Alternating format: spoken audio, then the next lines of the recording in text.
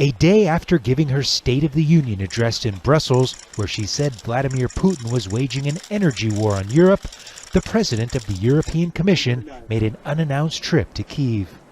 Ursula von der Leyen came with a clear message. You have your European friends by your side as long as it takes, and that we are friends forever. Von der Leyen and Ukrainian President Volodymyr Zelensky appear to have respect for one another. Zelensky unveiled a plaque outside Parliament honoring the EU leader after they held closed-door meetings.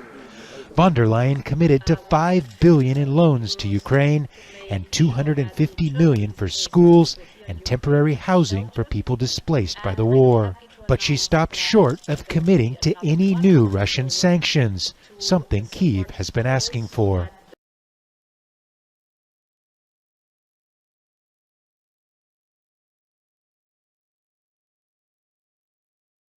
Ukraine's president says a mass grave has been found in the northeastern city of Izyum. The city is in the Kharkiv region. Ukraine's forces recaptured it from Russia earlier this month. A local police official said 440 bodies have been located across the region. The bodies will be exhumed for forensic examination.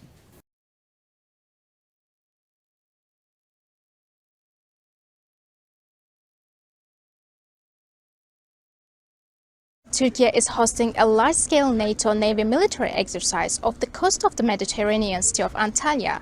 Dynamic Mariner Mavi Balina 22 is a crisis response exercise, and it kicked off on Sunday with the participation of 16 NATO member countries. Nearly 8,000 personnel are employed in conducting the drills by operating over 50 ships, along with submarines, aircraft, and F-16s.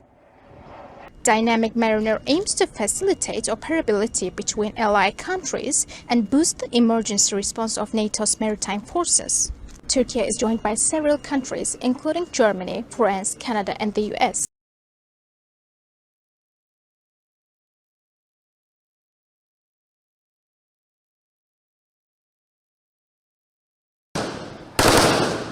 Unstoppable protests convulsed Haiti again on Thursday. An unknown number of people have been killed as violence intensified between police and protesters with attacks by criminal gangs. 3 Haitian policemen were reported among the dead. The situation appears to be spiraling into greater violence and lawless turmoil. Burning barricades and angry crowds blocked the road to the international airport in Port-au-Prince. That fuel hike seems to have been the spark that caused simmering discontent to burst into flame.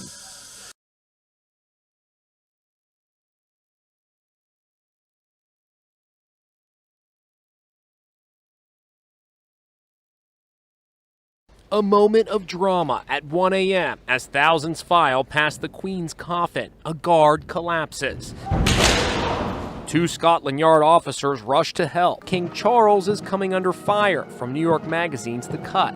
The magazine, which recently ran a flattering cover profile of Meghan Markle, is calling King Charles a big fussy baby and his reign of fussiness. The reason? 2 flashes of temper involving, of all things, pens. He growled at an aide to remove a pen tray during one signing ceremony, and 2 days later stormed out after he stained his fingers with a leaky pen.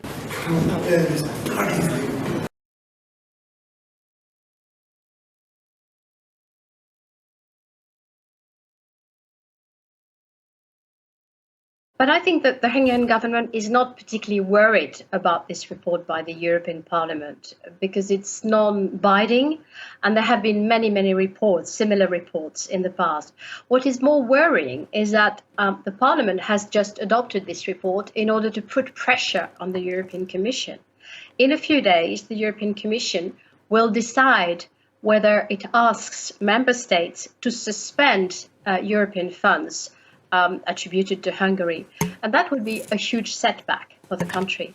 We're talking here about 15 billion euros for the cohesion funds, and we're talking about another 6 billion euros for the post-COVID plan.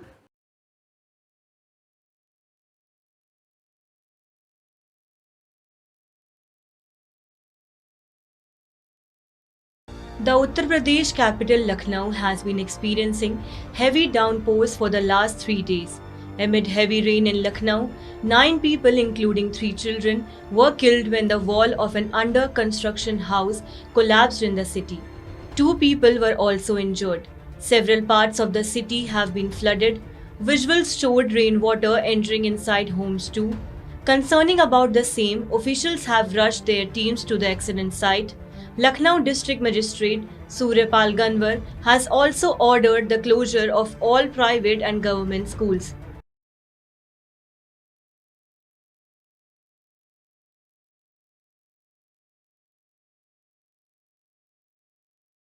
Angolan President João Lourenço pledged on Thursday to be the president of all Angolans during his inauguration for a second term in the capital, Luanda. The ceremony took place under a heavy security presence after elections whose results were disputed by the opposition. The Popular Movement for the Liberation of Angola, MPLA, in power since independence from Portugal in 1975, won the elections held on the 24th of August with 51.17% of the vote, its lowest ever score.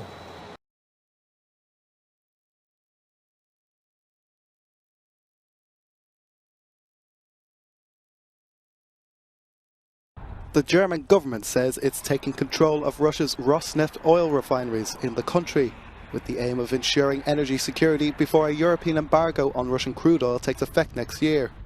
Germany's economy minister Robert Habeck said that Rosneft Deutschland will be put under administration by Germany's Federal Network Agency, seizing control of 3 refineries in the east and south of the country.